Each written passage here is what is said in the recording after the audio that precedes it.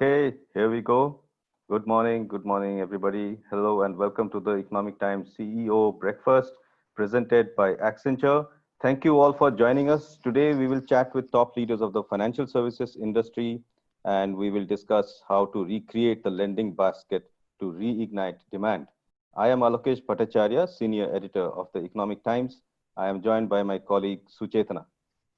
Hello, everyone. I'm Suchetna Ray, Senior Assistant Editor with the Economic Times, and it's my pleasure to welcome you all to today's discussion. We have a very powerful panel, and let's have a quick round of introductions. I'll begin with Mr. Chandrasekhar Ghosh, MD and CEO, Bandhan Bank.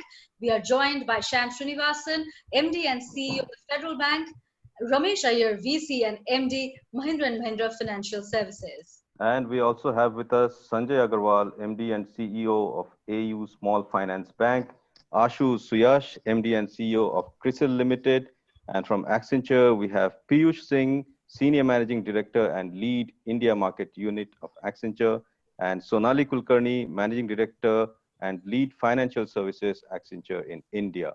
We also have with us Sudha Natarajan, Director Response of BCCL.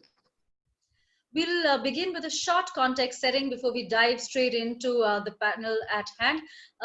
So I'll begin by saying that the devastating impact of COVID-19 on the Indian economy has been really a sort of a double whammy, for the banking sector.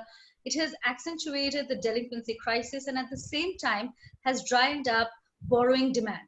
Add to this insufficient digital maturity, increasing customer expectations, and stretched infrastructure. And you have experts and rating agencies reading out the riot act, really. There have been concerns about the income profile, asset quality deterioration in the medium term, and increase in credit costs impacting earnings. While all of this was panning out, the government's booster doses have addressed supply side concerns, while the demand side perhaps still requires attention. RBI has taken significant measures to improve liquidity, but risk aversion has ensured that nobody actually perhaps wants to borrow. And we've seen that sentiment being repeated by several top leaders of the banking industry. While some segments, such as retail, auto, unsecured credit, are likely to slowly gather pace, the impact on MSMEs is unlikely to go away very soon, which is perhaps going to heavily dent the credit offtake by this sector. Yes, that is, of course, a matter of concern, but RBI data from the last fortnight is slightly more soothing, if I may say so. While the credit to industry, it continues to be under pressure. Credit to the services sector, it shows growth at 10.1% in July 2020, which is, of course, lower than the one in July 2019, but it's still a double-digit growth, not to be laughed at. Meanwhile, vehicle loans are also picking up. All the home loans will still have to show some growth. And also, as the BFSI sector battles these headwinds, both internal and external, like every other sector, technology adoption is going to be the solution to rebuild businesses. And there were two sort of involuntary, pushes towards digitalization, one of which was demonetization in 2016. And the second has been the pandemic. Of course, nobody asked for it, but, it's there and it is pushing us towards more digital enablement. There have been calls for democratizing credit with concepts such as the neobanks and the Open Credit Enablement Network, or the OCEN. These things are gaining currency. Perhaps this pandemic could help banks open new vistas in terms of customer acquisition and experience, and which will also help grow their business further. So before we move into the panel to get answers to the questions that we've been raising so far while we've been setting the context, let us spend the next 5 minutes listening to Sonali Kulkarni of Accenture. Sonali, over to you. Thanks, Suchetna. Thanks, Alokesh. So, I mean, if I, thank you everyone and good morning. If I just look outside the window, I mean, it's a bright, sunny morning in Bombay, right? And for a minute, actually, you can probably just forget that we have this crisis upon us. But nevertheless, it's there, and it's brought with it a huge amount of changes which all of us have experienced, right? I mean, if you look at the and there are three I would really want to call out, right? If you look at the most recent RBI data around the consumer confidence survey, right? Clearly shows that there is a downward, perception around income levels that consumers or households are expecting. There is also a downward expectations around spending, not only spending overall, but also expectations that the spending towards discretionary items has gone down. So the focus is on essential. So a very significant, therefore, change in expectations going forward, and then for the last couple of months as well, around where consumers will spend, whether spending will remain where it is. Along with that, actually, if you see the definition of what constitutes essential spending versus discretionary spending is also changing very rapidly, right? As our ways of working, not just at an individual level, at an organization level, we look at much more remote working, remote collaboration, whether it's contactless supply chain, contactless delivery, contactless sales and servicing. I think fundamentally our ways of working have changed, and therefore what was essential earlier, or what was discretionary earlier, perhaps is now becoming more essential now, right? And that again, I think, will lead to probably new opportunities for lenders as well as banks to sort of potentially look at, right? And I think the third big thing which we've all seen is just, so not just the way people, not just the consumption, but the way people are consuming is also changing, right? I think digital adoption, we've all seen in the last few months, have grown at an unprecedented rate. I mean, whether it's e-commerce, whether it is even banking or financial services, I think the preferences for people to use digital has inevitably has increased significantly, right?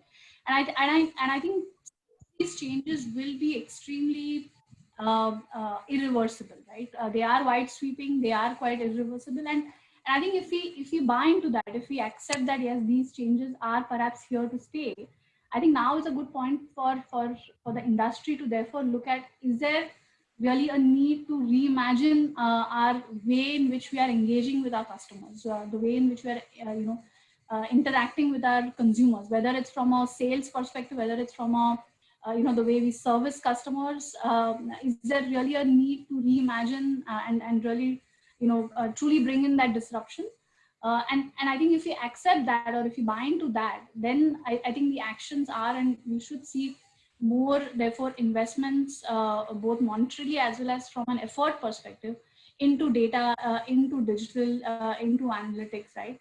And look at, therefore, how can we reimagine our customer interactions in a very digital native way. So it doesn't matter whether the customer is consuming services on home, at home, sitting in a very do-it-yourself manner, or if we are still using our field force, but now much more remotely and collaborating much more remotely to really provide these services, right? So really looking at digital native structures. Secondly, also looking at very data-driven decisions or data-driven insights around credit management.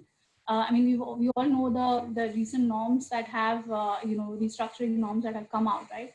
But at an individual organization or bank or lenders level, using really analytics to take decisions around which sectors, which pockets of segments are actually ripe for restructuring or not, and using AI, for example, for a lot more predictability in your and efficiency in your collections models as well. So that would be, I would say, the second sort of intervention possibly that you could that we could look at, right? And I think the third biggest, which brings cascaded almost by the first two parts, is really how do we, because there is a short-term gap between your revenues as well as the cost.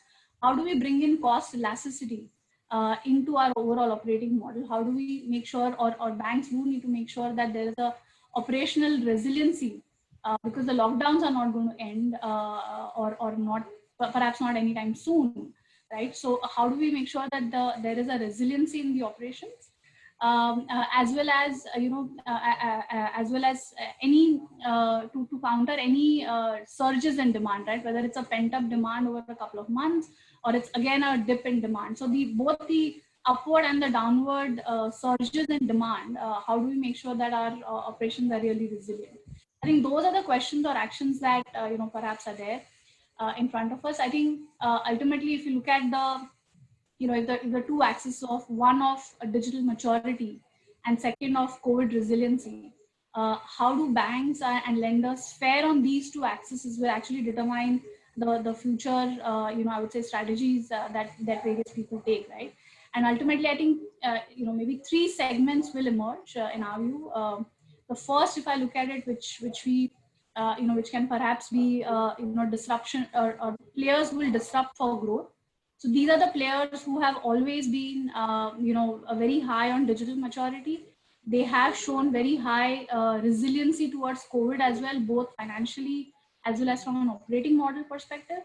So these will really emerge as the market leaders out of this, and these will be the ones who will actually drive the demand, coming out of this pandemic as well. I think the second segment of players would be the ones who need to, digitize to sort of manage efficiency and agility. These players are, traditionally either because of their customer segment or either because of because of their legacy business, legacy operations. Their digital maturity has been less, but they have very high COVID resiliency. They've shown very high COVID resiliency, and therefore, these banks or these players will now invest more to, more to bring in that additional agility and digitize their operations. And I think the third players really, which one can expect out of this crisis, are really the digital laggards. They have had very poor digital maturity, and either because of subpar financial resilience or operational resilience, they've really struggled even during this COVID-19 crisis as well. And these are the players who would now need to fundamentally realign their balance sheets, restructure their businesses, completely look at their cost models as well as their operating models. So a lot of changes driven from consumers, changes in consumer behavior, changes in demand, upon banks to take, probably actions to harness this demand and, make investments to capture the change in consumer behavior that we are seeing. With that, I hand it over back to Alokesh and Suchetna. Thank you. Thank you, Sonali. Some very, very pertinent points there. In fact, very interesting points. I would, on a lighter note, I'd say, like you said, what was discretionary earlier, some of them have become essential today, and vice versa too. Some things that were, essential or normal earlier has become discretionary today because people cannot afford to spend what was discretionary earlier. Right. So today, for example, ice cream is a discretionary spend at my home. We keep buying the ice cream. It's a luxury for us. Earlier, we wouldn't even think about it, right? But today, it is discretionary. But yeah, you're right. Discretionary spend and how it's going to come back is a big point. So let us now dive into the discussion. The interesting fact is, we were looking at some of the numbers of most of your listed companies here on this panel today. We were looking at some of the numbers yesterday, and of course, this is not an earnings call. We are not going to question you on your numbers. But the numbers do paint a very interesting kind of, there is always some insight in data, right? So we always find something of interest in data. And normally you would feel that the pandemic has, completely upended the lending system because those who usually borrow are not borrowing now. They don't want to borrow. They don't know what the future is. There's uncertainty. And there are others who need to borrow. Right, but the banking system is perhaps too blitzed, by the NPAs and the pandemic woes to consider any risky moves. At the same time, like I was saying, financial companies seem to have done very well in Q1. So their numbers, profits have risen, operating profits have risen, net profits have risen, net interest income has risen significantly for most players, and that is to us a little surprising, but pleasantly surprising, if I may say so. It might not be surprising to you all because you are practitioners on the ground. You know what is happening on the ground. So it's important for us to get an understanding from you on what is actually happening on the ground. So let's come to, we'll start off with Mr. Ghosh from Bandhan Bank. Initially we'll just talk about COVID and what has been the impact on all of us. Anything new that you have seen that is different from pre-COVID days in terms of your operations and strategy? Okay, so Mr. Ghosh, we were looking at your Q1 numbers of Bandhan Bank. They're extremely good, and it's very nice to see. But at the same time, your borrowers are mostly micro and small entrepreneurs, right? Very micro entrepreneurs. And you have done substantial provisioning for COVID-related risks, which we have seen. And that provisioning is there in almost all the companies that are on the panel here today. Now, what is the situation now? So the numbers that we saw were of Q1, Q2 numbers we have not been able to see yet. But what is the situation now? How is your strategy today different from pre-COVID days? Because when you release the Q1 numbers, you had said that we will take a stance on the provisioning depending on future developments and how they go, right? But if I am looking at a long-term strategy of Bandhan Bank, is there a change? How are you seeing Bandhan Bank strategy today versus pre-COVID days? Thank Mr. you. Thank you, Alok, on that. India have the divided the pandemic situation in the two part. One is a rural, another is an urban and metro. So rural is in, we know that everyone, the affected number is very small. And if rural people are more involved in their day-to-day activities as a more or less is a normal way of now. And another part on that, the agriculture production has come very good.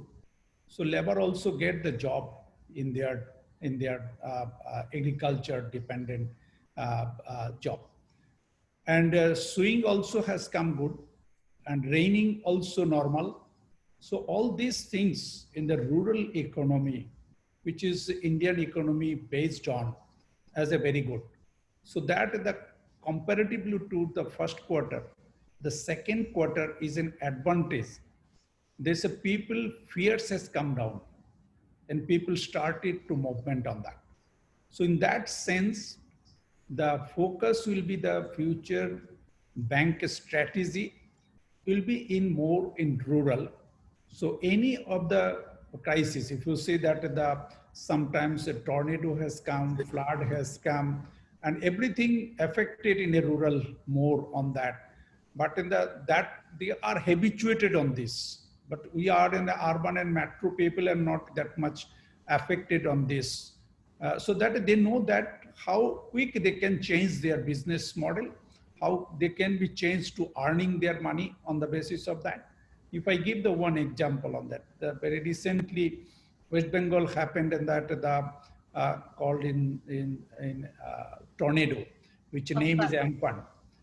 During the time of COVID, no, people converted them.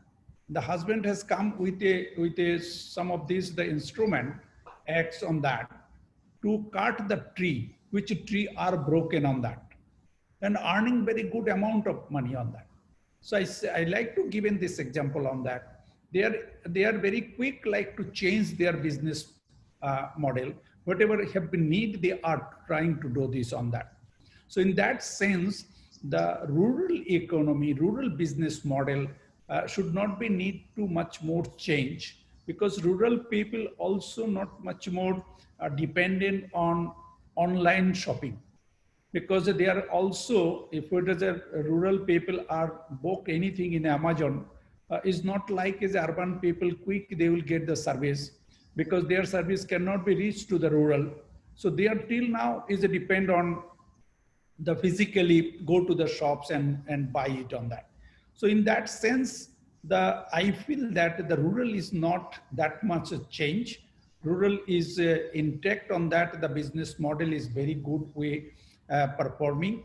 And our bank in the second quarter, of course, it has been come better than first quarter in rural per se.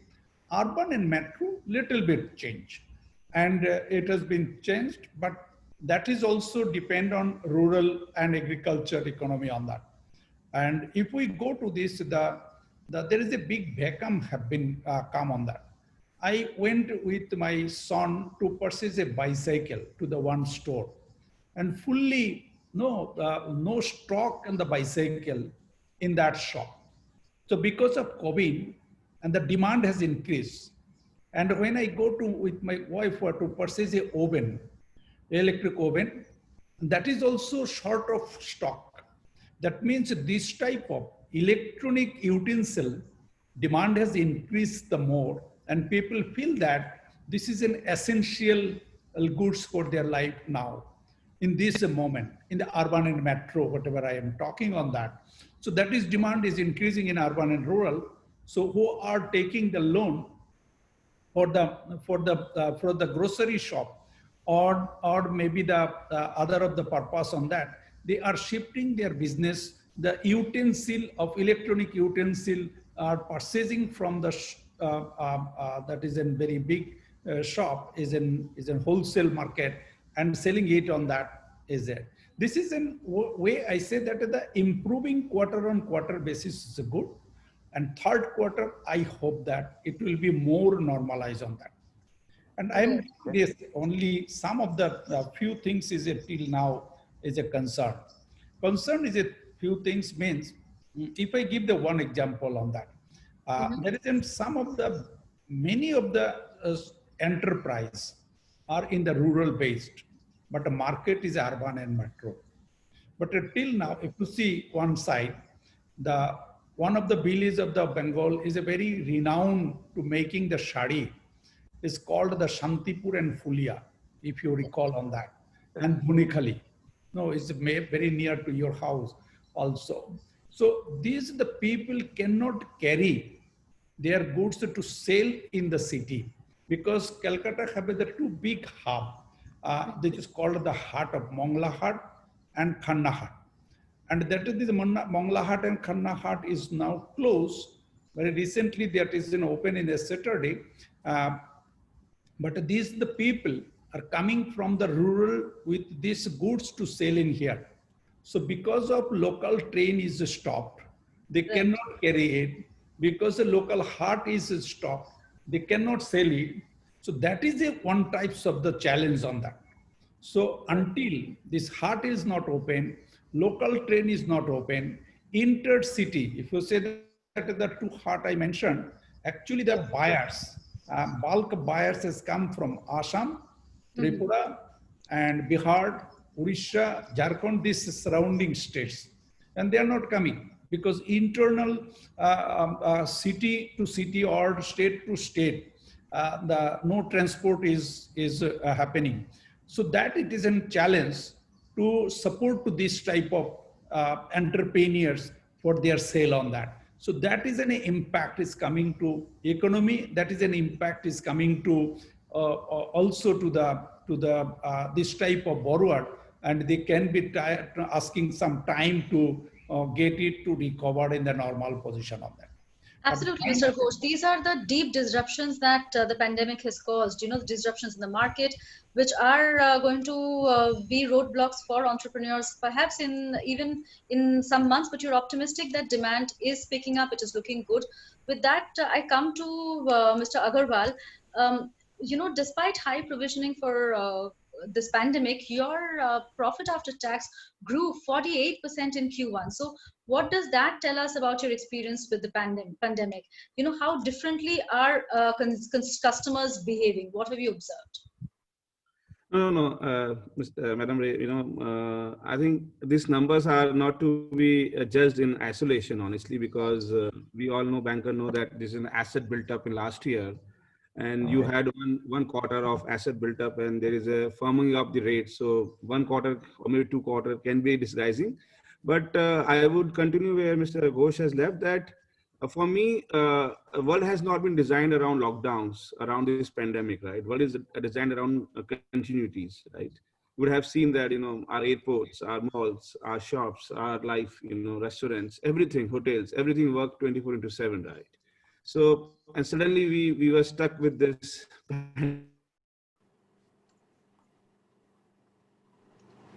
Okay, we have a Having connection. some disruptions there, yeah. Alokesh, sir, you want to enter the... Sanjay, we lost you for about 10 seconds. You want to just repeat what you said? Oh, okay, fine. Is it now audible? Yes. Yeah. You're better. My is not usable. Your internet connection. Okay. Is it fine? Yeah. Sorry for this. You. So the world is designed around lockdowns, right? So, and we suddenly got this pandemic, lockdowns, and fear around the everybody, right? So I would say asset growth is not to be watched for maybe this year. People are talking a lot about the growth, demand. I don't think that, there is a certainty around demand and growth, because if there is no surety about the next 2 quarters around this pandemic, people are not coming out and do a lot of things. So I think whatever we are seeing is a little bit of consumption, little bit of non-discretionary. There are some sectors who are not affected. They are rich people. They can afford. So those guys are coming. But generally, sentiments are very subdued, very bad. And I don't think that this Q3 will also help lot much in terms of the operate around 5%. 85% around it. So, but we all know that, how the businesses are run in India. They are so marginalized, right? So even a 10% down or 20% down in their business won't help them to for a long-term solutions, right? So I would say asset growth is no question, honestly. I would say asset quality, yes. We being in a segment which is around MSMEs and low income level, we are not in microfinance, so one level above, but those guys are still paying us. And I have seen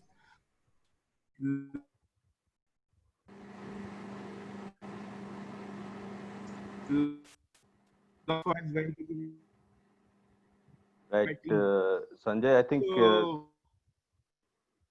we are hearing you in spurts only, Sanjay. So I'll just take over from there. Maybe we've got your point. So I'll come to Shyam Srinivasan of Federal Bank. So Mr. Srinivasan, just two different viewpoints, right? Well, of course, your numbers have also been fantastic in Q1, the way we have seen it, but let's not get into too much of detail on that. Like Sanjay was saying, we don't look too much at asset numbers, and there are some other things also. But what was interesting to see that Sanjay is saying that because the way we operated in last 2 quarters, I'm seeing everything. So okay. Sanjay, you'll need to fix your connection. We'll come back to you with that question because we're only hearing you in bits and pieces. Your line is very patchy. Just fix it. We'll come back to you. Alokesh, that you were taking a question. I think we've lost him. Okay. So, Mr. Srinivasan, basically, Sanjay said that there's no certainty on growth, no certainty on demand, right? While Mr. Ghosh is clearly seeing some return of demand in the rural areas. And what is your view in terms of Federal Bank's business? What is your view on the return of demand and on growth? And how do you see the business today as any different from what it was before COVID? Can you tell us, how it has changed for you? Thanks. I think both Ghosh and Sanjay's inputs are not, you can't disagree, right? Because it's the lens that you wear and the markets you operate and the segments that you operate sort of informs your view. I somehow think it's only natural for all of us to try and look for the positives and clutch onto it, because all of us want to believe that this is transient and it'll go away and we will be saved from the problem and we will, suddenly the lights will come on and life will get better. Unfortunate reality is that it does look like it's an unwelcome guest staying for much longer, has changed a lot of how things are happening and is likely to change it in a manner that we may not like, but it's there.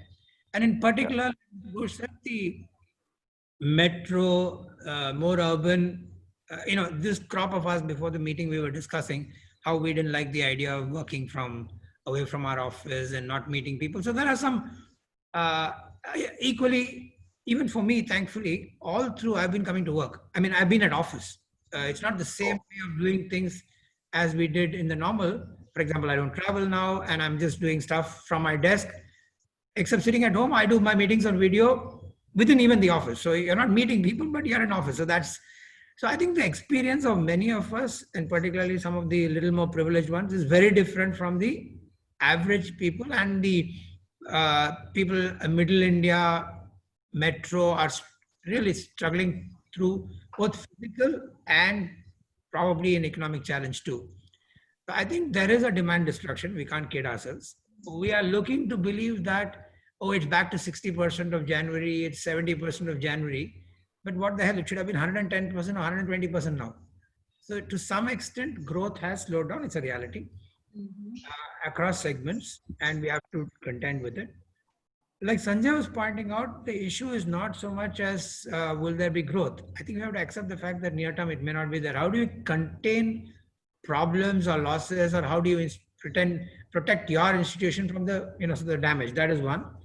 But my view is the whole thing is not so much as how bad it is going to get. It is, can it sequentially get better every passing day from here on, and how we are positioning our institution to deal with the changes and try and grab a larger share of what is incremental opportunity. You can't kid ourselves when 24% degrowth in GDP and the next quarter is going to be 12 or 15%. We can't believe that I mean, this is not a fabricated number. It could be wrong by 5% here or there. It's not 1,000% wrong. So to that extent, there is a reality, there is a slowdown, there is a change in the environment. All that is real. It may apply more to some, less to some. And how do institutions that have better resilience, better capability to deal with it, deal with incremental opportunities and contain the damage, is where all of us are pre-positioning. And I heard you and Sonali open by saying the reimagining and the resilience of one and the digital adoption. Those are going to define the way forward. Now, I'm sure each of our organizations, in whichever category we are in, are devoting a lot of time around these dimensions. And how is the bank prepared to deal with wave 2, wave 3? I don't know. None of us, right? So how do we deal with that? The other side is, we have, all of us are listed entities. We have compulsions of quarterly results and making sure that they look better than the previous quarter. So you have to grab share. You have to pick the available from the available. How do you pick? I think the original question you asked, which is quite important, what do we do to spur demand? Because I think demand is destroyed. Supply side, both liquidity and material and logistics have all started improving quite materially, right? With the unlock happening, supply has started increasing, and liquidity, RBI has made a great job of ensuring that abundance of liquidity. It's the issue of, will you make that extra spend? Will you go to that mall? Will you buy that extra shirt, or will you buy that extra vehicle? Frankly, when I get reading saying that is 70% of the sales volume of January has come, it's fine. It's better than 50, but it's not 120. My budget was 120.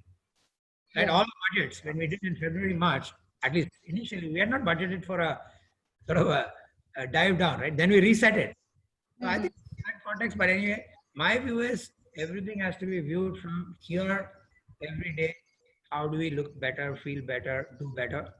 And what does it take to get a larger share of the incremental opportunity? And that's going to define all our success. We can't rewrite history, but we can write future. Right. I'll take that question to. Yes, sure. Just a couple of points. One, on a lighter note, how good some of these guys are, that when the going gets tough, they know how to make more money than before for their shareholders. So, that's but that's good. You are saying that, Piyush, and not me.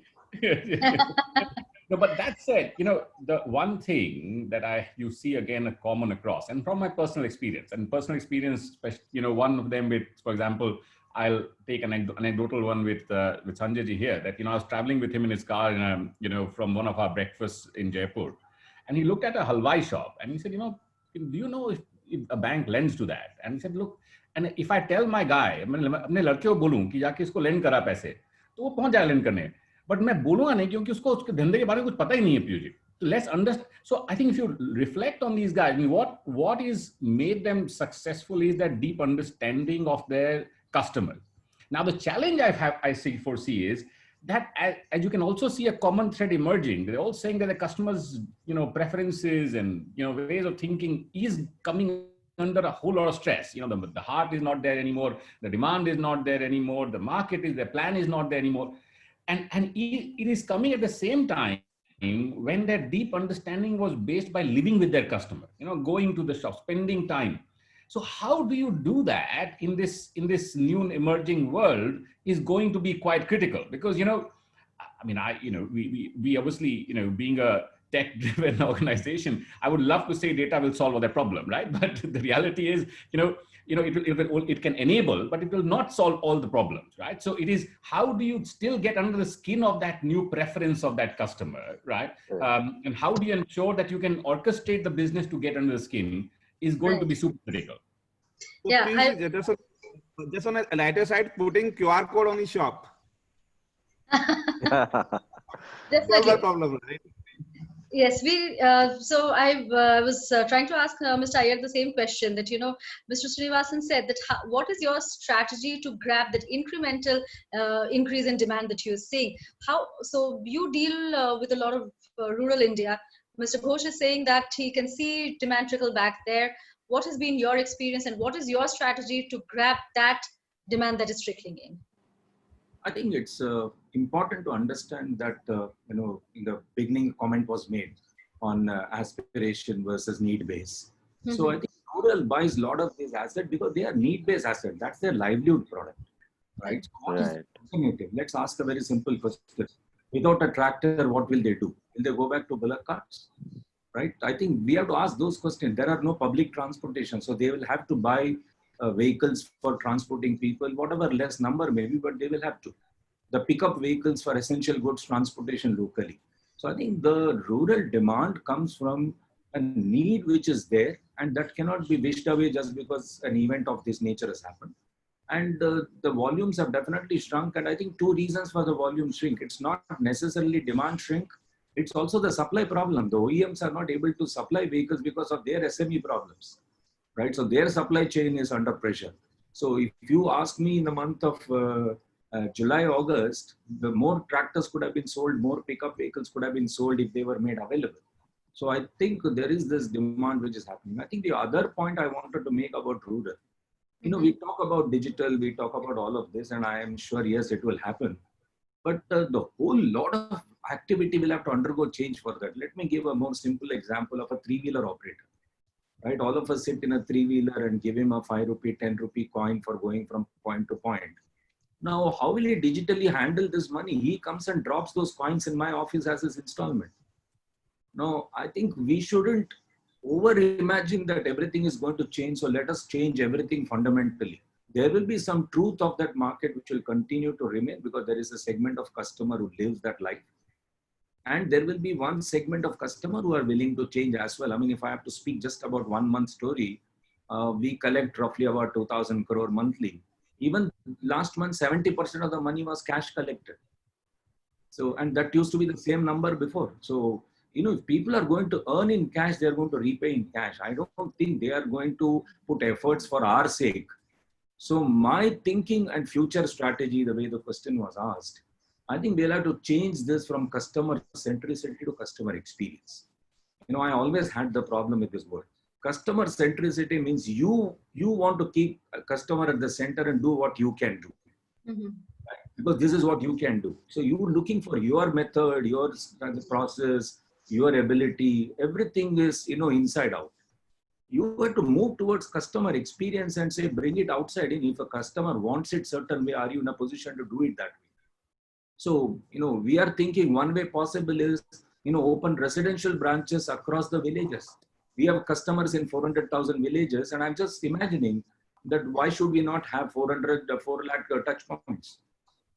If you have 4 lakh villages where we have customer, I would like to have 4 lakh touch points. And, why are they looking for digital means of repayment, convenience of repayment, right? We have to define that.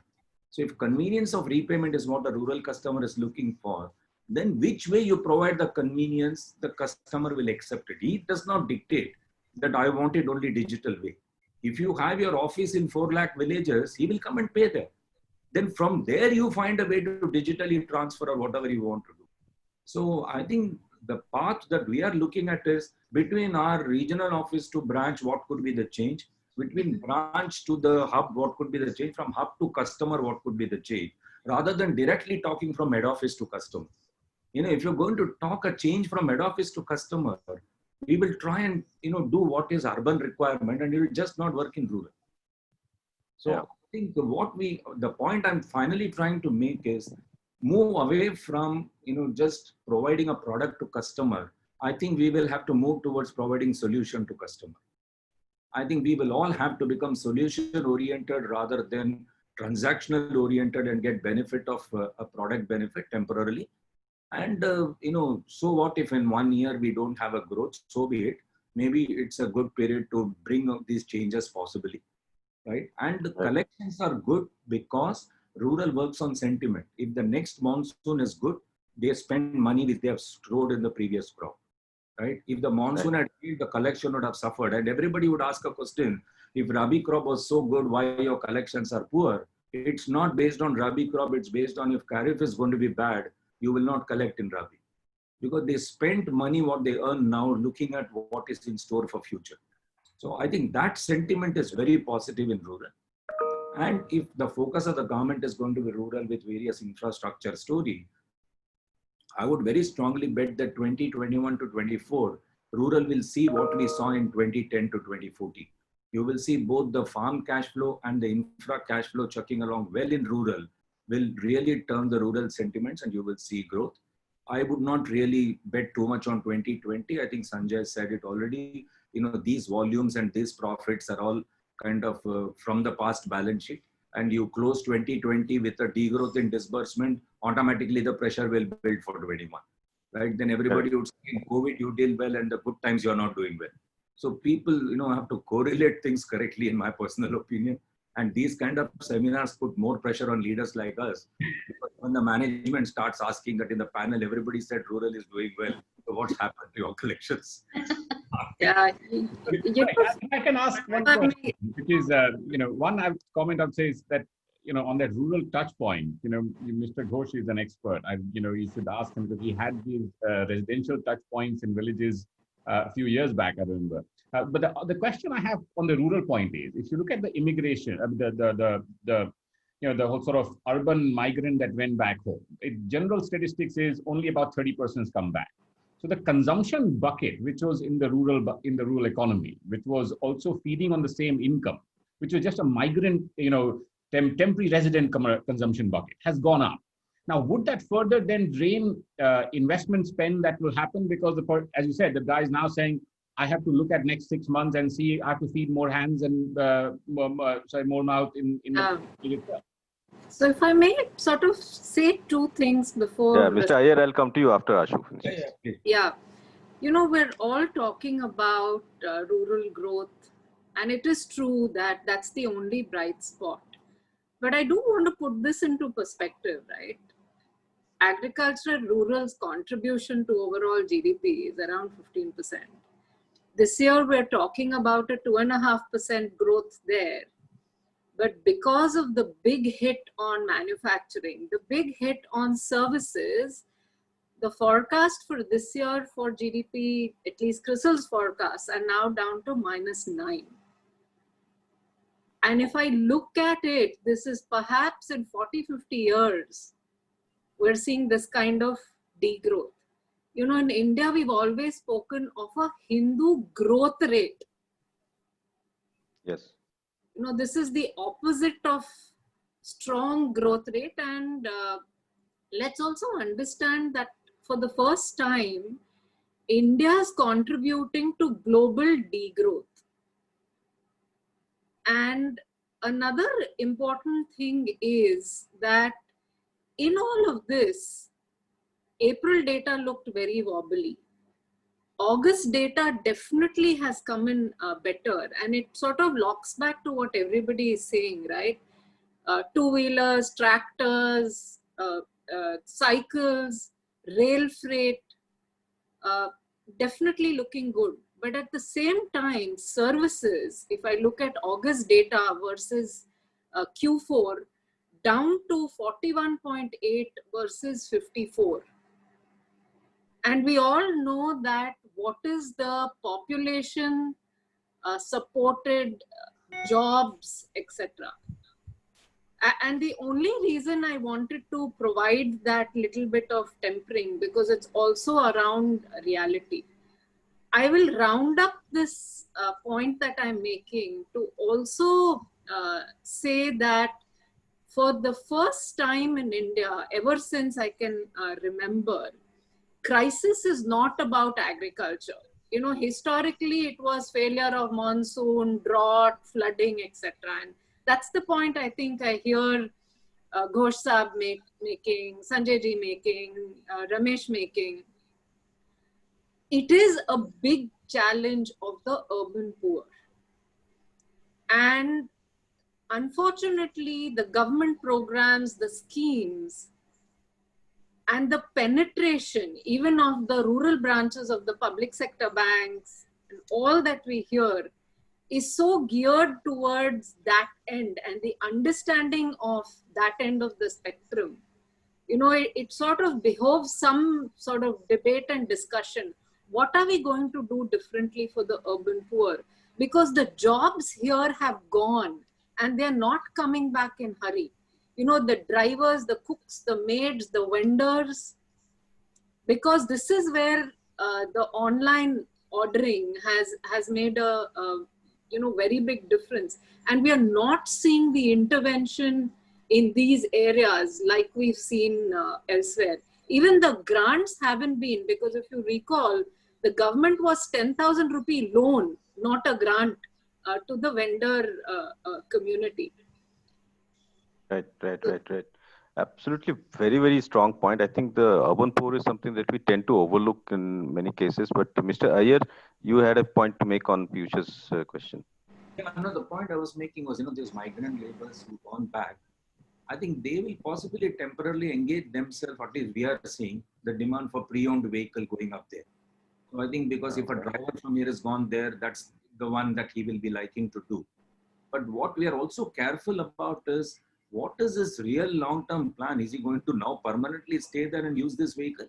Or he will use it for 6 months and say, now that urban is opening up, I go back. And then you built a new problem around that vehicle. You know, how do you transact on that vehicle? So I think, again, I go back to my fundamental point on, we will want to use digital, etc. Everything is fine. But this rural retail lending is all about interactive lending. And the branch managers, the branch executives are building confidence to go back the old way. I mean, in our 1,300 branches, which we had, all are up and working, except the metro branches are not working.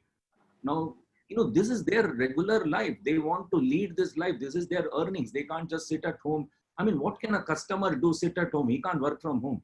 He's transporting people and goods. So he has to come to the field. What is his choice? So I think reality is that many things are returning back to normal in the rural. It takes time. It's not like what it was before, but they have no alternatives but to get back to those activities. What we will be careful as credit provider, is to look at what is the real play of the customer. Is he staying there for longer, or is he kind of temporarily getting into an earning potential this way? And that is going to decide what kind of credit will you provide, or how will you handle this customer? Otherwise, once again, all of us will think the demand in rural has gone up because of the migrant labor, etc. And the sales guys will sell and go away. For financial services, it's a 36-month sale or a 48-month sale. Until all your installments are collected, you are still selling. So I think it's important that my personal opinion is, after this COVID situation, everyone will get deeper into understanding customer better. I think we had to be fundamentally true to ourselves because of using technology. Even we don't allow people to come to the banks. So I think people have forgotten how a customer looks, what his requirements are, what are his challenges. And we design a standard product and deliver it to him. Till such time he is able to get the product happily and repay happily. All of us think this works.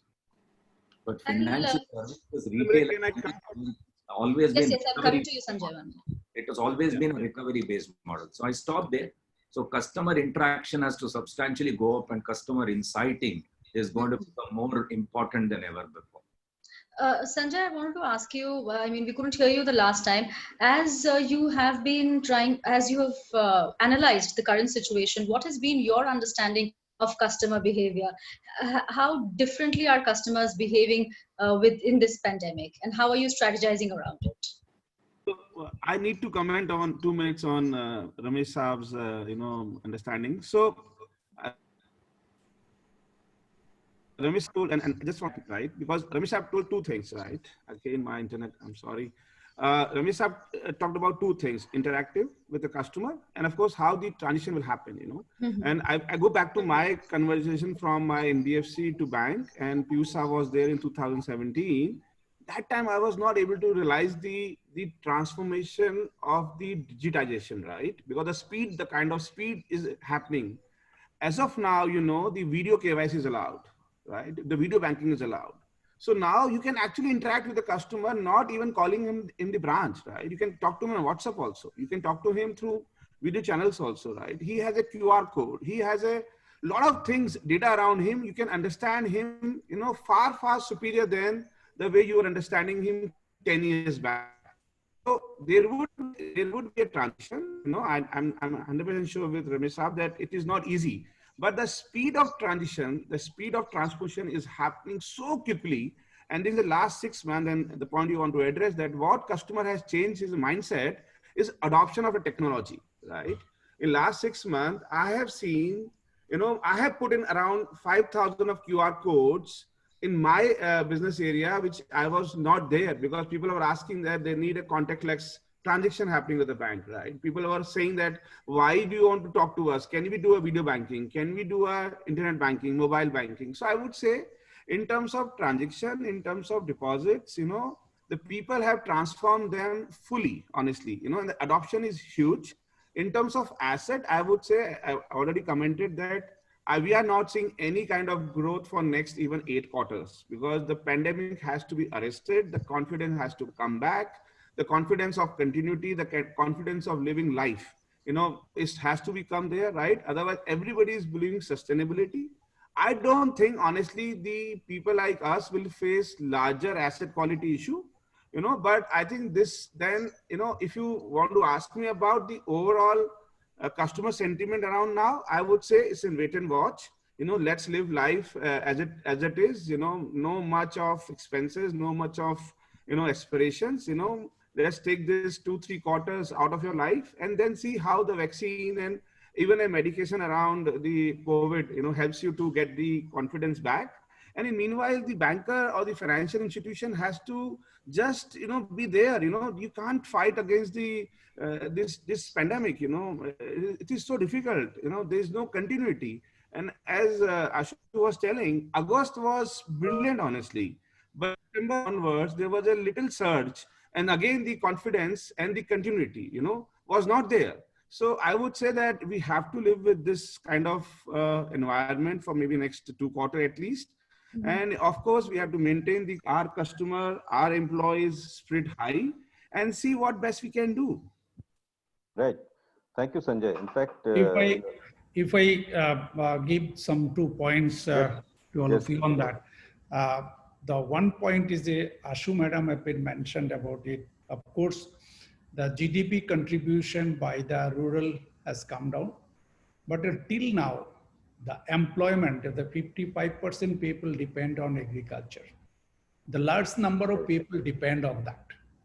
For related to agriculture, lots of enterprise available in the rural areas. This is in one side. So that is a focus of the growth. Rural is very much the important for country future growth. Of course, in urban also there is a slum area. The people are not getting the business. But my one point on see that until the lockdown is not open, we cannot see that they are suffering. If lockdown is open, these people will come out and they are decide to start their own business or new business will be start on that. So there is a restriction for lockdown, not that the mindset people all that they are losing the money, they are not doing the business. This is my second point. My third point is there. Till now, this is the situation. New to credit, normally microcredit sector is coming 30%, new to credit. And this is the COVID situation, last the couple of months, it has come 60% out of that. That means new of credit customer also coming now. So this is not so bad on that. So that, this is one side of that. If you see the other side, we are not needed every of the customer to go to sell my product. Whatever I have been already sold out, who are already with me with either minimum 3 years to 20 years, they know that whenever the time will come, they are coming to me to repay installment and asking the new loan. Sometimes they are installment pay and they are not asking the loan.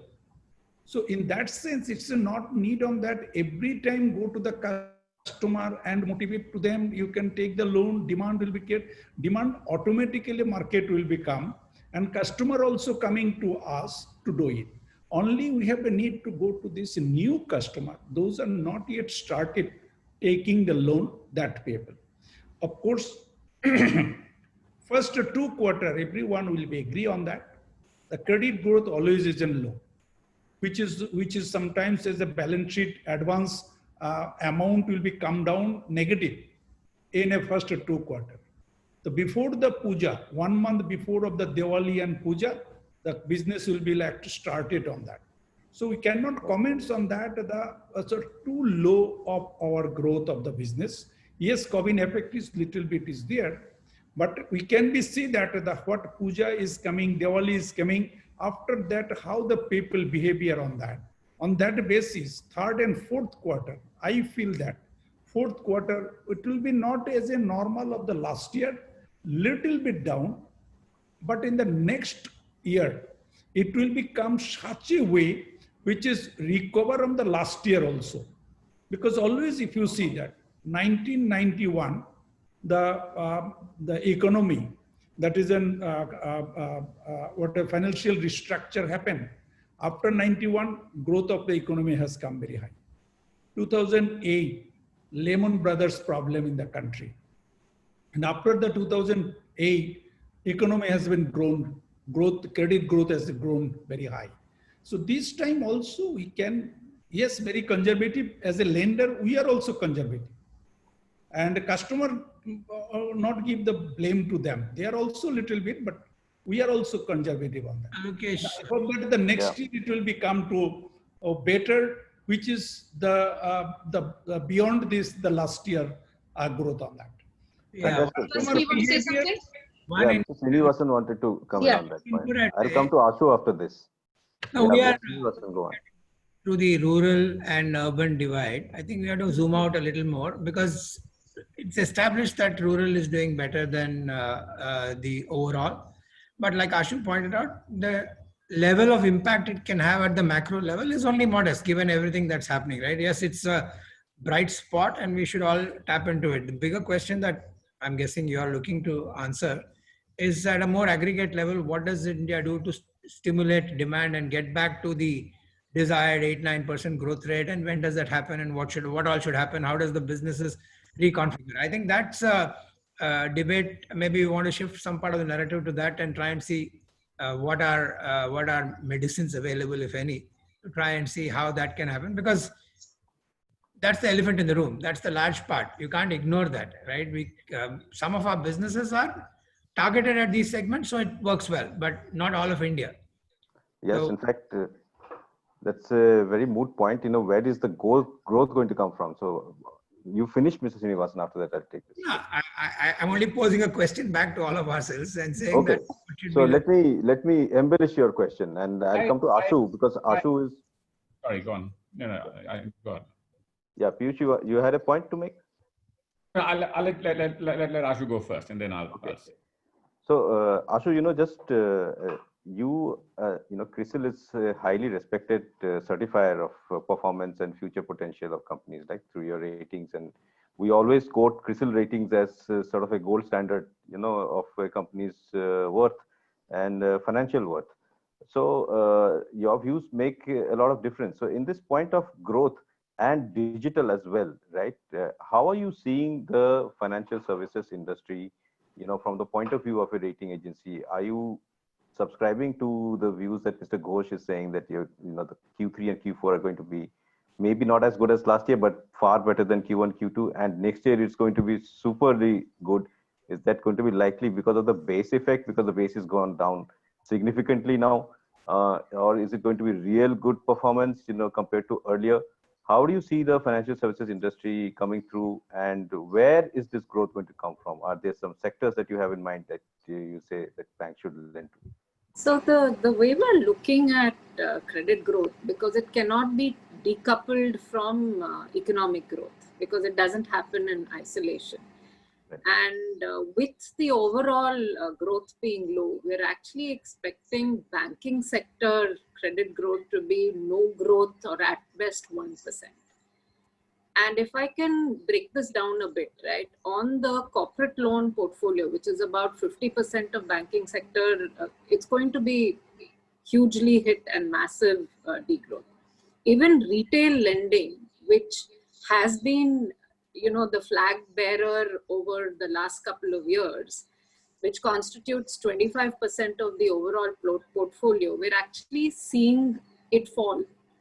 So again, if you think about it, the demand for housing loans, the demand for vehicle loans, commercial vehicles, right? And here again, where you see demand and, no taking away from all what we've heard so far, because you are seeing that demand on the rural side, no question, but it's not moving the aggregate numbers. Right.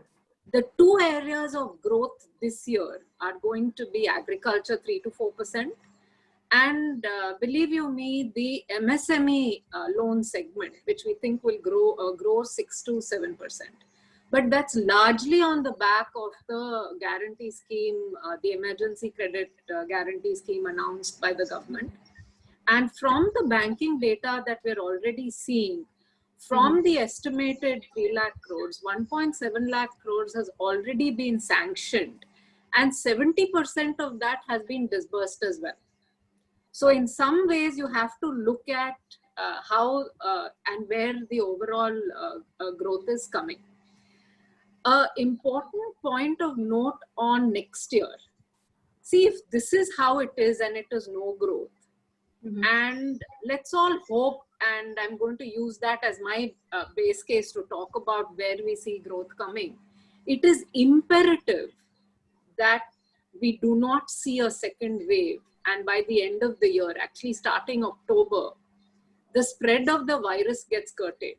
Because at the moment, if you looked at a bulb lighting up the different districts, there are hardly any white spaces left versus, the data that we had seen in June. And why is that necessary? Because let's say the rural economy sees massive spread of the virus. The healthcare support available there is not strong enough. Today, the fear psychosis hasn't entered that, psyche, and then you'll struggle from a winter crop, sowing, etc. All the tailwinds that we are seeing.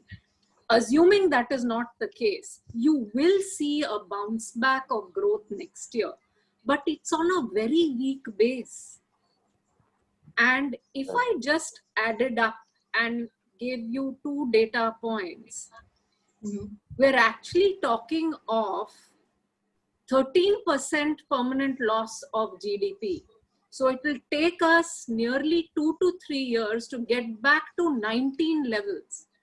So it is optical to say that the growth next year will be strong. Of course it will be strong, but on what kind of base we are talking? Right. And in all of this, there is definitely need for a little bit of change in lending models, underwriting. I really like the point that a lot of my colleagues have been making on the panel. This is the time to understand the customer much better, because buying preferences are changing. Also, you see the one thing in India around credit culture, it took so long for the credit culture to come, and it was really painful. Right? Look at the kind of losses and the way NPAs for the banking sector went all the way up to 11% by 18. It was because it was like, it's my birthright to take the loan, payment I will see. With the introduction of the IBC, all of that changed. See, the pandemic, we run the risk of again spoiling that credit culture, between the moratorium and the restructuring. You don't want that to happen. And which Yeah. is why the quality of underwriting has to go up manifold. Also, hitherto, the sectors that did not borrow too much are perhaps going to see the need, like the pharma sector, because there is strong demand. And healthcare. Now, Exactly. how Ashu, you're bringing us to a Yeah, Ashu, you're bringing me to the next question, which is perhaps even the topic of this entire discussion. So I'll open up that question for the entire panel to take. That is, how are you reimagining the lending basket? You're practitioners of the credit policies that the regulator sets. So how are you going to reimagine your lending basket to expand it to newer sections of borrowers? You know, by this you can also help those who've been impacted most by the pandemic. And but as financiers, would you have the confidence to lend to newer sections which have been hitherto untouched? Mr. Srinivasan, you want to go first? Yeah, thanks.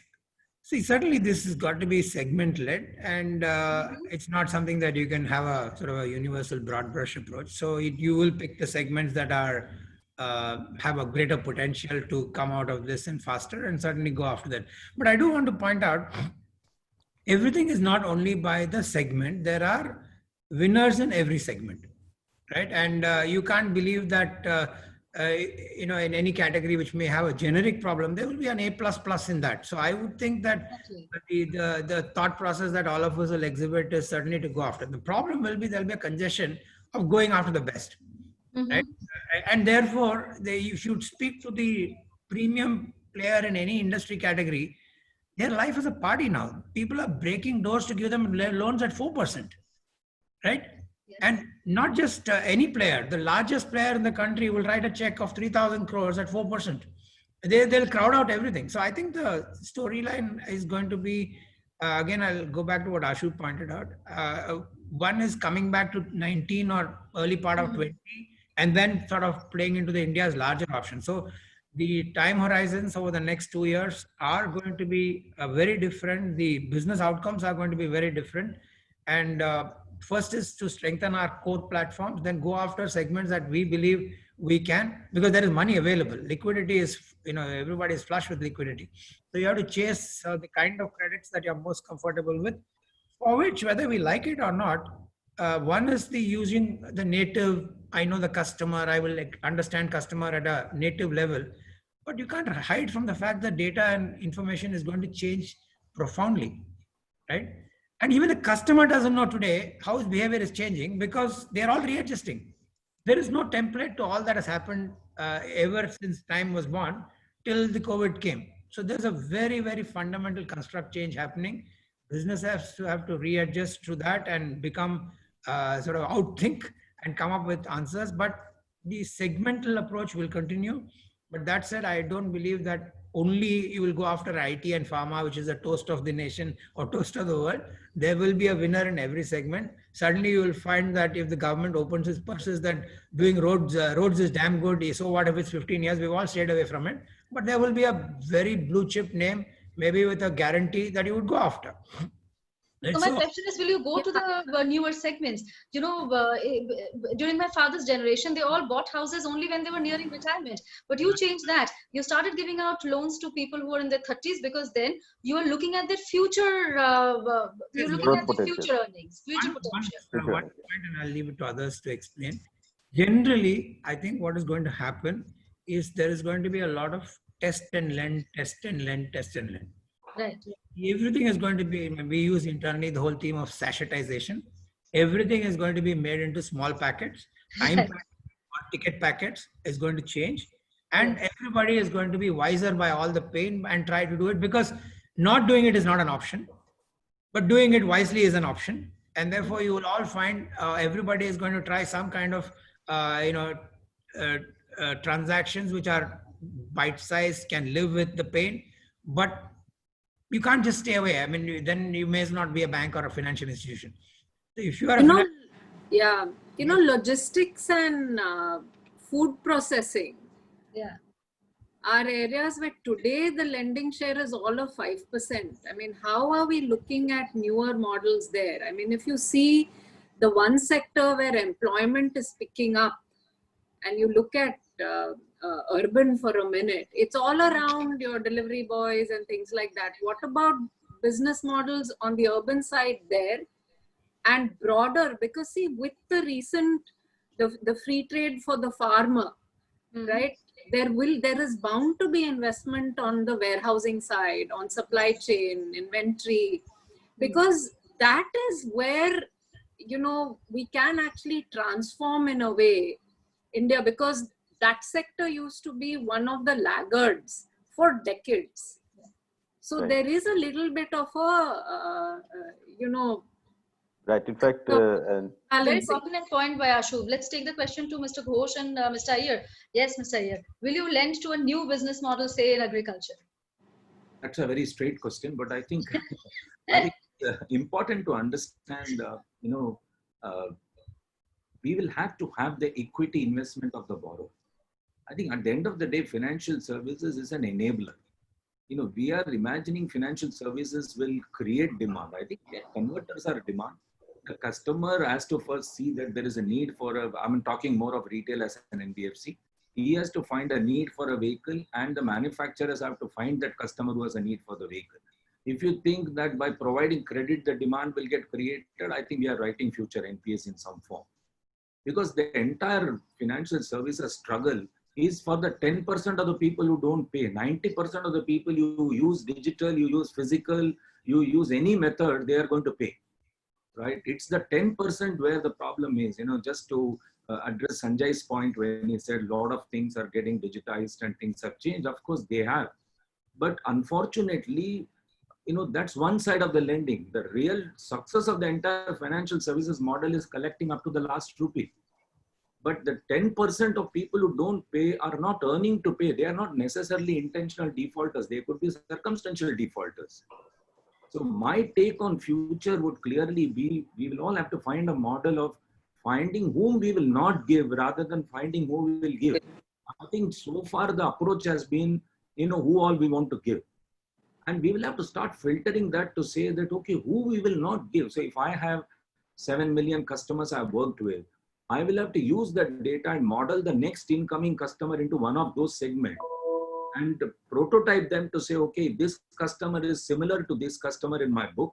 I will look at the behavior of that customer in the past and impose on that what is changing for that customer, because I have visibility of their behavior past and post-COVID. I will use the post-COVID behavior and say, oh, this customer can be given only this. You could be blamed for it at the end of the day, saying that you didn't help convert the demand. But I think the fundamental question we have to ask is, are we just here to participate in ensuring the demand is met? Or we are here to participate in ensuring that quality demand is met so that it sustains and stays longer? Otherwise, we are shifting the problem from this year to 2 years later or 1 year later, or maybe, I don't know, whatever that period is. And we will be handling another set of problems there, which will be more severe than COVID is. So I think it's important to, you know, ask, and this will take back again, my last comment would be, how much do you know about the business to which you're lending? I mean, if I'm lending on a tractor, do I know what are the real uses of tractor? Is it just farm? Is it farm plus haulage application? And what is his earnings going to be? What is his cash flow? I think we have built a model over a period of time by this physical interaction of plotting a customer cash flow. I think this will continue to remain important, that you should know to plot a customer cash flow if you're deciding to lend. We will use technology, we will use data, we will use all means, but they will address 50-60% of the lending business. The other 40% of the business will still remain the way it was traditional, because the customer has to earn to repay, and we must have a means to handle that. And if he fails, we must have a measure to handle the collateral that he's returning back to you, and you must have that ability to handle. So it is going to assume an end-to-end approach with putting filters on whom we will not lend to and making employees relevant. It's going to be a continuous training program for employees how to handle future. We should not use the same past process, past approach and go into this new tomorrow. So the process will have to be rewritten. Employees will have to be retrained to handle the new ways. All of us as managers have to rewrite the questions that we normally ask during our review with our branches. There is no point in asking a question, why is your NPA high? You have to go deeper to ask which type of customer in which business, what kind of application of the product you're seeing the NPA grow, and take that as an input to stop lending in those segments in future. I think the review mechanism of the asking questions have to become more relevant. So I stop there. I think these are the changes which will happen to business and business models. Yeah.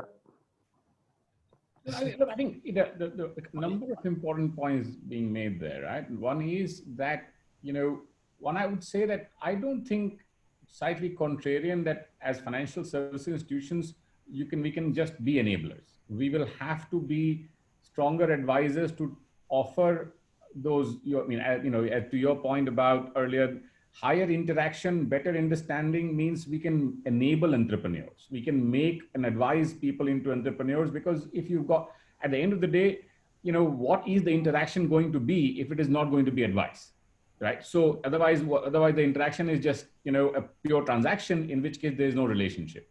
So I do think the second point is, I agree with you that the interaction is critical, but it has to we have to have a very careful thing that it needs to enable data to offer more insight rather than become anecdotal. Because the nervousness I do have is that this period is going to produce a lot of anecdotal data. I spoke to a customer who was going left, and I spoke to a second customer who was going right. So therefore, unless and until we can assimilate data to figure out where the direction in this chaos is, it'll be quite a problematic thing that we end up, going helter-skelter based on one interaction, because the interactions are quite, earlier to Sanjay Ji's point, people are in survival mode. There's a stop-start, because somebody says, okay, this is a good month, and a family member falls ill, all hell breaks loose, and he's shutting the whole, shop down. So, and to Mr. Ghosh's point, I do think we are in a festive period, where everybody is itching to go and say, okay, let's put this behind us. But to Ashu's point, there is a major risk, right? The risk is that, there is going to be a lot of social interaction, and let's face it, that is one of the biggest risks to, this current pandemic.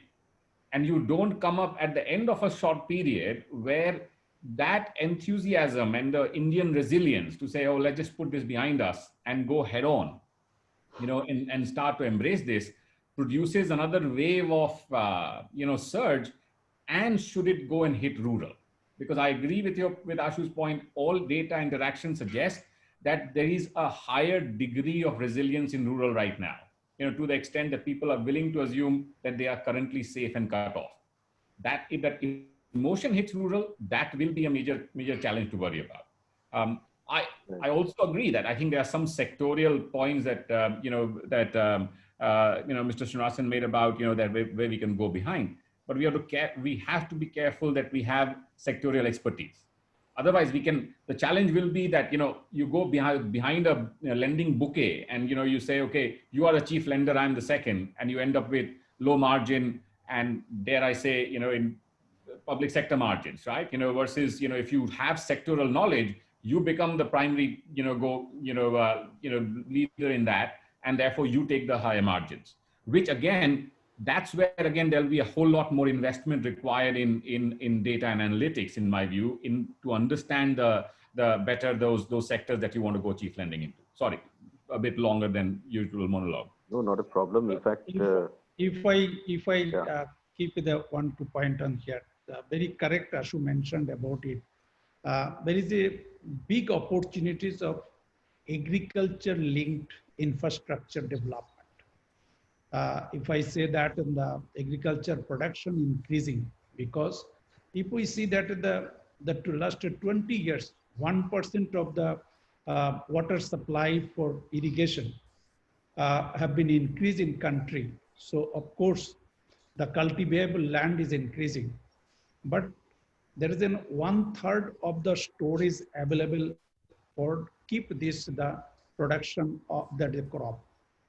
So there is not enough warehouse and cold storage for preserve this type of crop. If it is not in there, the farmers will not get the appropriate price and non-seasonal time to sell it on that. This is a big opportunities for our country. And of course, the road infrastructure is happening. That is also given that opportunities to farmers' income will become up. Second point, which I got from my bank perspective, I say that what is my learning from the customer point of view. India is a big country and unbanked people is a huge. If you go to this rural, very correctly mentioned Mr. Iyer, that is on that the equity development to the people to invest such a way where bank will be like to leverage it and lending it to make the cold storage or this type of warehouse. But in the, if you see that 11% of the total bank branch are serving to the rural people where the 70% people are living on that. So until the bank branch are not in the coming to this the rural more, so people are not getting the chance to build up their own equity, then bank also not coming to lending on that. People have money, but that money is not in a system, it is a cash. When you go to this, any of the hospital is a private hospital in city, we see that the rural people has come and given that they use cash for treatment. That means they have the money that is not yet captured by the Indian banking branches are not available in that area. It should be like to focus on that. And my Bandhan Bank perspective, which I see that the credit growth is coming from the two part of that. One is a new to credit, another is an existing customer. It is an enhance or multiple product will come on that. 20% of my new customer is coming new every year. And 10% is coming from the growth of the existing customer. So 30 to 35% easily coming to this, the credit growth on the basis of these two. So this is a COVID situation. Of course, we are not maybe reached to the customer. Customer is coming and 60% new customer adding. So that is also customer demand is there. Not maybe the normal time, but the demand is also gradually increasing on that. So we'll be like to focus on that way. That is my experience. Thank you. In fact, Mr. Ghosh, I don't know where Sonali has gone and she has not spoken at all. So I wanted to just ask her, yeah, Mr. Iyer, Sonali, I'll just come to you after Mr. Iyer. No, I just wanted to make a point. We talked about logistics business, urban possibilities. Will leasing come back as a new format? It's not been there for very long because of the tax issues and things like that. Now that most of it is fixed through GST and input credit is available, etc., I somehow believe that asset-light model, especially logistics company, will not want to own these vehicles, etc. Possibly leasing will come back as a good format to look at into future, and that will help financial services in a way participate in a larger quantum being lent to such large companies who can then get into these businesses rather than they investing, and which is going to be a difficult one. So I thought I just make the point. This is my view, but there could be some views around is leasing a possibility of tomorrow. Okay. Meanwhile, I want to bring in Sonali at this point, and we are at 11:25, so we'll just need to speak about this important aspect which we have discussed a little bit about the digital part. So, like you were saying, like Mr. Iyer was saying, Sonali, that you can't just say that NPAs have grown or NPAs have climbed so much. We have to identify, right, where the NPAs have grown, which industry, which kind of business, what kind of customer. And that is so easily done by data, right? The kind of data and the kind of digital technologies that we do. So why is it so difficult for us to understand where the delinquencies are coming from and take corrective steps in that? When data, providers like yourself, you are experts at gleaning this kind of information, and where is the banking industry going in terms of the digital initiatives? Is it only about, like Mr. Ghosh was saying, in the rural areas, you need branches. But if you are going to open new branches, that's a cost. And that is going against the whole grain of digital banking and the growth of digital banking, right? So you can reach out to rural areas even with smartphones, and connections and digital banks these days, digital branches, which are non-existent in brick and mortar format. So just generally the group, starting with Sonali, and then I'll come to Sanjay and the others, just want to have a little bit of 10-minute kind of talk on the digital aspect and where exactly we are going on this. Sonali. Yeah, so no, I think we did here, and if I heard most of the panel here did agree. I think that both around whether we look at using data increasingly, whether it's identifying which are the likely hotspots for future delinquencies, or which are probably already sitting, but also increasingly for underwriting, right? I mean, how do we use customer insights and convert that into, or rather than just using anecdotal, but use the customer interactions and convert them into insights for better underwriting, right? I think even when we looked at the sectoral allocation and what Mr. Srinivasan said around which are the sectors where we are seeing a lot more demand probably coming in. I think even within, so while there will be a sectoral analysis that you could draw, but even the sort of the second level of analysis would be around the individuals who are operating those companies, or the the SMEs who are, or the business owners who are actually managing these small and medium businesses. What is their individual resiliency towards taking a crisis like this, right? And how do we use data to sort of assess that? So both from an underwriting perspective, from collections perspective, I think that's where we do see a lot more interventions happening for sure, certainly, right? And I think if you look at the way customers are reaching out to whether it's a branch bank or whether it's sitting at home and interacting, I think even if it is what we are seeing, even if it is at a branch, you have low cost options today to enable that interaction via technology and converting that into data and insights for future. I think that's what is going to be even more critical. Alokishita, you're on mute. I just want to open up the digital question to everybody.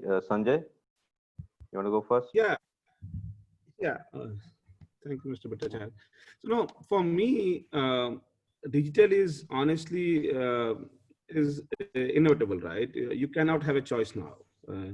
And the way the last 6 months, and I would again reiterate that the kind of adoption has happened, and the kind of India is giving the solution from entire thing, whether it's a payment space, whether it's a credit scorecards, whether it's analytics, whether it's an acquisition, so now there is a fast tag, right? I'm just giving an example, right? The fast tag is compulsory, and I do vehicle finance and commercial vehicle finance, and Amisha would agree, the fast tag has to be automated now, right? And being a bank, it's so good that my customer takes a fast tag for me, so I know how well is using that, right?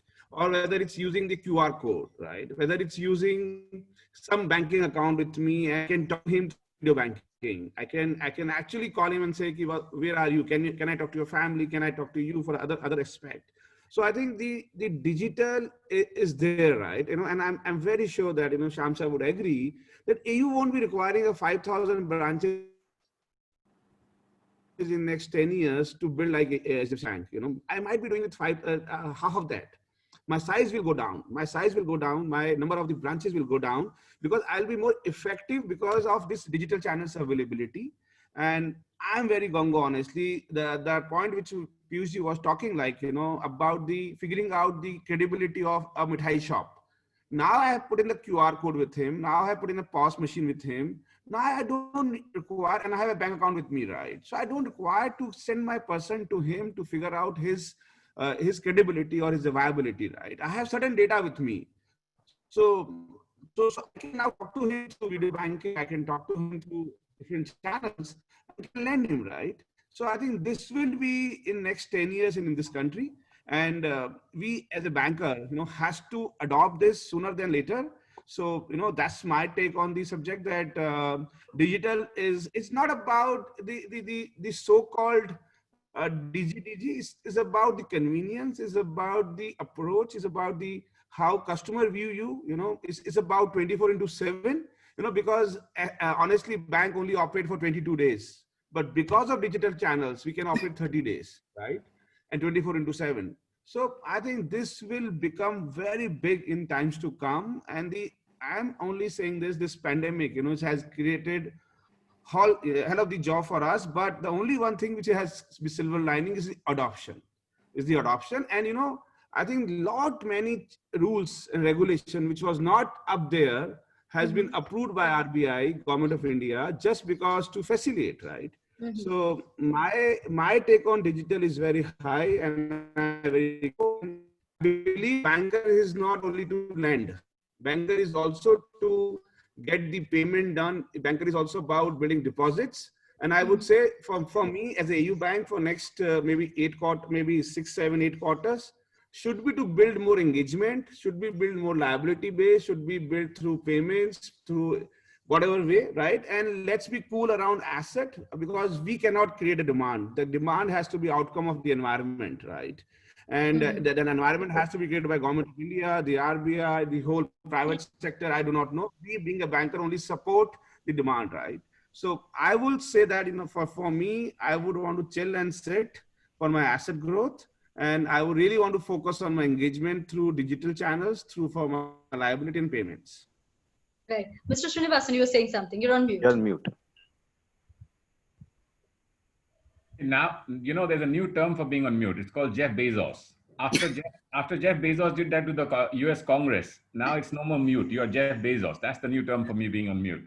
I wish I was somewhere like Jeff Bezos, even I rounded up, I'll be very happy. Unfortunately, that's not the case. But I know I can't but agree with Sanjay.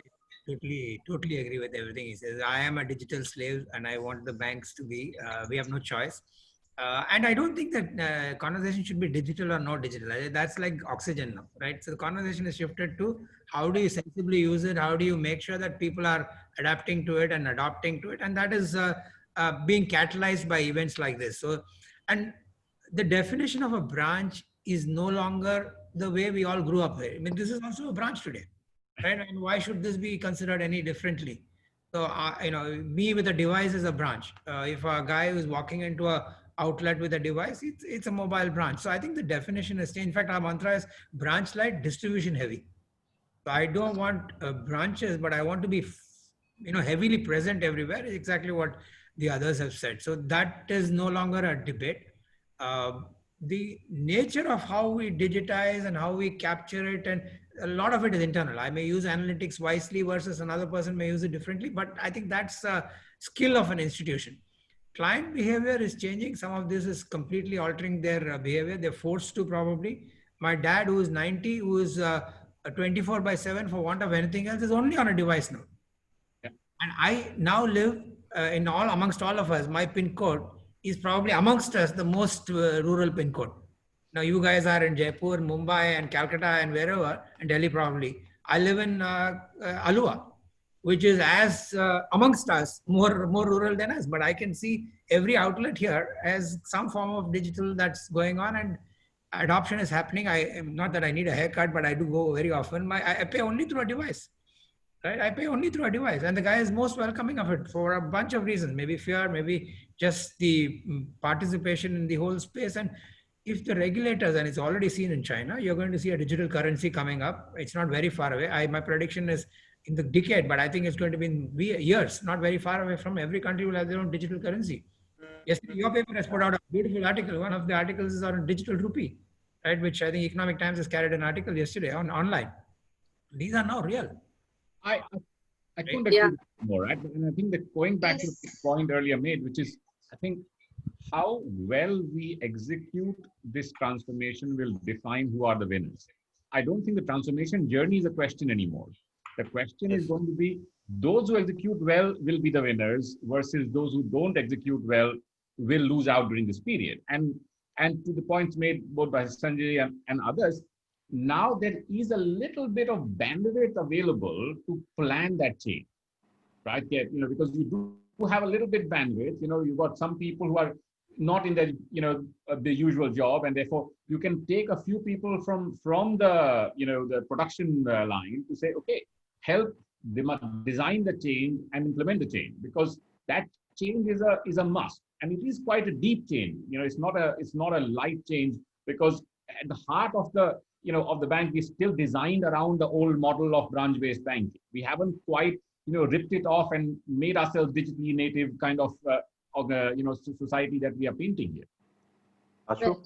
Yeah, so I wanted to just supplement what everybody was saying to say that today data, traditional forms through this pandemic haven't been available, right? But we've still been able to put out our forecasts because you're tracking a lot of Google mobility trends.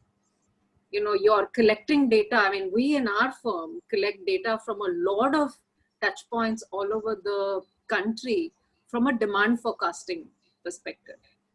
I mean, we'd be able to tell you in which district, from a cement point of view, what is happening, or where are we already seeing delinquencies going up. So while digital has now become a given, what is also critical is to use some of the digital footprints, the data sets, to inform decisioning, both lending decisions, collections, etc. Because this period is a discontinuous period. And we all discussed that behavior will change. And therefore, there are a couple of things that we've actually done. Because, see, demonetization gave us one experience. So we've actually looked at how has this been versus that phase. And data suggests that the adoption has been a lot more now versus then, because that was an externality which drove it. This was an internal need of the person, and therefore it is a little more permanent. The second thing is, we've incorporated a market intelligence framework. See, everybody talks about how the social footprint or alternate data can determine the psychograph of a lender. And all of those things have acquired even more importance today, because how a customer behaves, what are some of the comments being made, for example, and processing of that. What are look at the COVID disclosures of the large companies. Believe you me, there's a lot of insight over there that actually informs agencies like us. Disclosure A versus B tells you a lot, because you have to be able to really deploy very different models.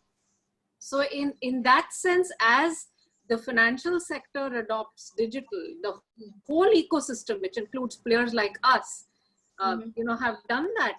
And we've been investing very, very heavily, and we're finally seeing some results, because finally clients do ask for those deep district level dashboards, which actually aid them making decisions. Absolutely, Ashu. I've been reading somewhere how ISRO satellite has been used for assessing agriculture credit. Mr. Iyer, I'll come to you. How are you adopting technology? What's your strategy around it? I had to disrupt. Can I just sign off? I have another meeting at 11:30. I'm just going to... Sure, Mr. Srinivasan. It was a pleasure that you were here. Thank you very much. Yes. Thanks. Sorry. Thank you. Thank you very much. Take care. Thanks. Thank you. No, so like everyone was saying, digital is a given. I don't think anybody can have an argument against you and whatever. We think, at least for rural, and I'm more speaking for rural and retail, I think digital will be the model where you will have to have some physical presence across, because you will have one segment of customers still in that, the low-end customers, whatever you call them as, and some services physically provided. And digital, to the extent we can use it efficiently for everything else. Because we believe digital is another means of channel, right? It's like a branch, it's another branch. So using the digital means for all transactions. The other bit would be, very clearly not just using data depending on knowledge.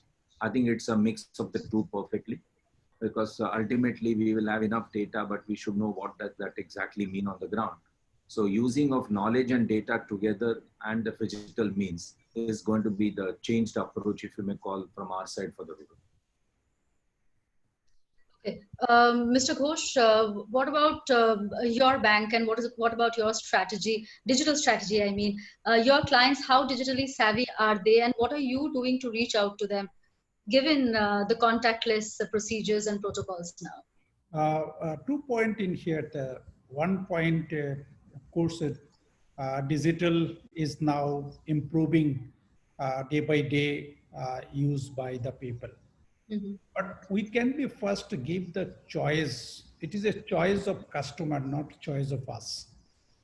And we can be educate the customer and gradually come to the use of more in the digital. But my perspective, my scene from the experience of banking is a two part. One part is a credit, another part is a deposit. So deposit is a trust. So people trust is more in the physical branch, not trust on the mobile or internet. So is in our country position. If you go to the senior citizen, a very big fear of the digital transaction on that. Even they will not like to go to the ATM also. They are asking that they don't give the ATM card to us. So this is our country situation. Education of the people, 67%, but financially literate, what percentage, we are not know that. So in that sense, the physical touch of the customer, they feel that if I have the problem in my money of the 10 rupees, I enter to the branch and ask where is my money. But if it is my 100 rupees or 10 rupees, I have been lost in my digitally where I can be asked, I do not know. So till now, large number of people have a trust on the physical branch. So my strategy on that, you capture the customer as a physical touch, promote them to digital mode, and you are increase the number of more customer in a branch, and they are promote to this, the digital mode. So branch at the same number of customer will come as in footfall. It will be not big on that. But we have a need in the large number of branch outlet. We have now nearly 5,000 branch outlet within 5 years of the bank. For that reason, 60,000 crores depositors come to the bank. Because we are seeing that every month, 1 lakh people are open the account in the bank. I am saying that because of high touch, that have been helped us to give the trust to the customer, and depositor will come. And credit point of view, yes, that it is in Mr. Iyer mentioned about it. I also agree on that. Digital and the human touch, both will be need to assess the customer. Customers, all behavior you cannot find out from the data. Because of that, in our level of the customer, this customer, we are always tracking on that, how the customer are paying us in a regular basis. Fine. Regular means the 9 a.m. is a group meeting, and given that the installment in the 5 p.m. is not the regular. So I can be like to track on that. Who is my regular customer? Is it the paying the installment is a regular or timely payment on that? So data can be help us on that, but also physical touch is needed to understand about the other demand and understand about in that to capture their all the assets and the liabilities demand we can fulfill from the bank on that.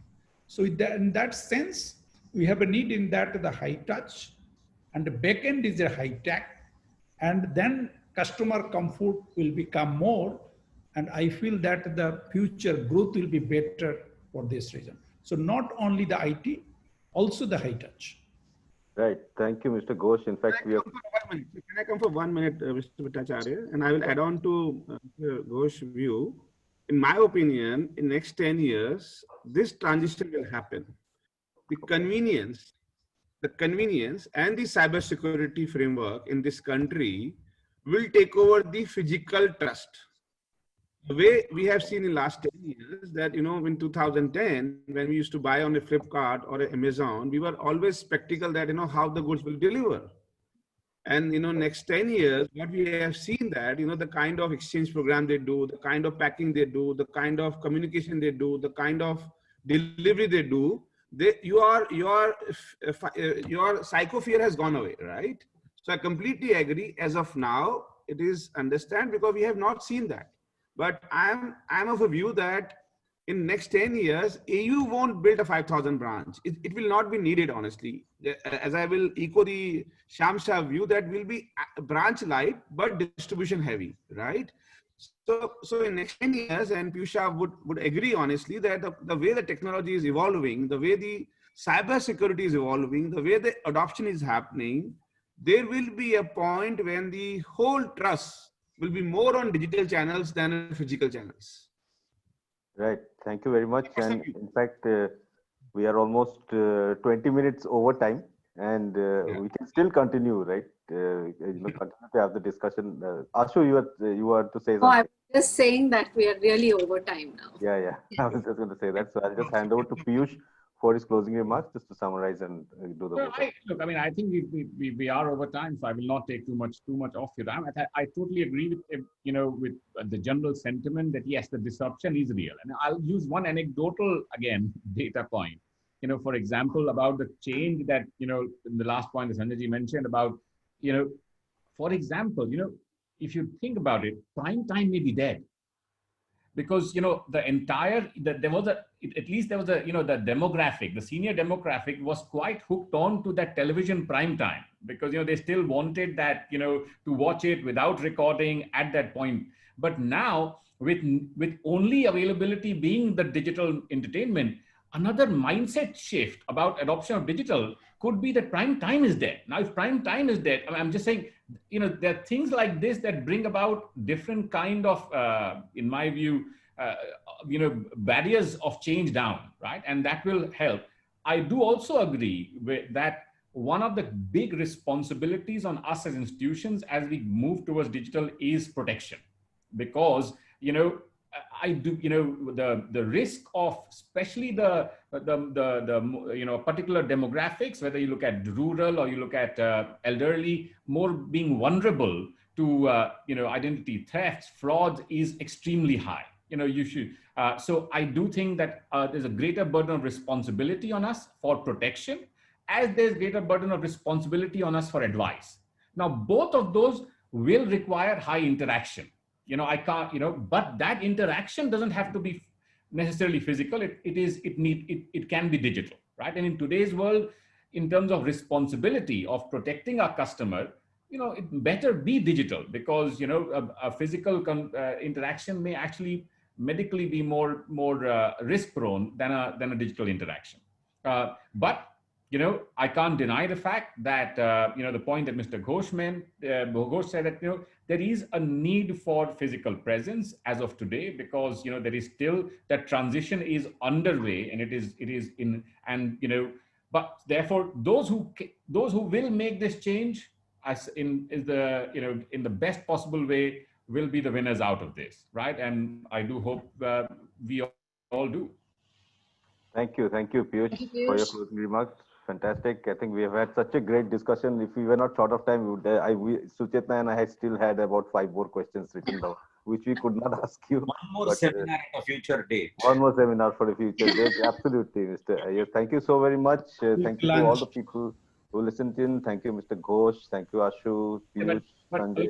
Okay, one thing is clear: you don't deliver breakfast, we don't turn up next time. Mr. Ghosh, good idea. Next time we'll do a CEO lunch, he's saying. So this time what happened is with the lunch. Yeah. This time what happened is we ordered the breakfast, but it got locked up in the lockdowns, in the local lockdowns. इसलिए पहुंच नहीं पाया. And no, next time we'll do a CEO lunch at Mr. Ghosh's office. How about that? Yes. With Shoshe Ilish and everything. It's a proper Bengali, authentic cuisine. Thank you all very much. Look forward to staying connected with you. We will keep you posted on the post-event coverage as it comes. Thank you all very much. Thank you very much. Thanks a lot. Thank you, everyone. Namaskar.